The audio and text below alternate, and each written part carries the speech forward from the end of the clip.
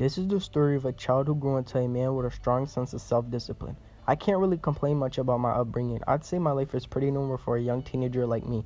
My parents come from a small country called Albania. I've been there a few times to visit my family. It's a very interesting country, super different from the United States. I'm not going to talk much about that though. That's a subject for a different story. Some of my talents are basketball and a little football, well, anything that involves moving fast, to be honest. I'm very light on my feet. I've always loved anything to do with running. As a child, I loved sneaking out of my house to play with my friends. Our favorite game was manhunt. The goal of the game was simple, hide and seek. We would play late at night and have a lot of fun because we were creating fun memories. I like listening to music. It keeps me focused when I'm doing something important. In fact, I'm listening to music right now as I'm doing this essay.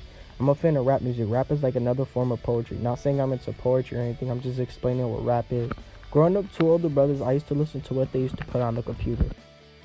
Even though our type of rap music is different, for example, my brother listens to his type of generation as in the people he grew up with. I like some of those artists like Jay-Z, Lil Wayne, Drake, but I'm more into my generation like NBA Youngboy, Lil Xan, and Lil Pump. If you ask me, they could have chosen a better nickname for themselves, but hey, what can I do?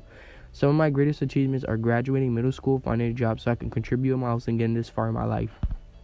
Pretty sure there's many more achievements to come in my life. I'm still very young, but so far I'm very proud of myself. Some of my challenges I had to face and still facing is school. I'm not much of a school kid. I find it to be a drag. Waking up in the morning, getting ready, waiting for the bus, etc.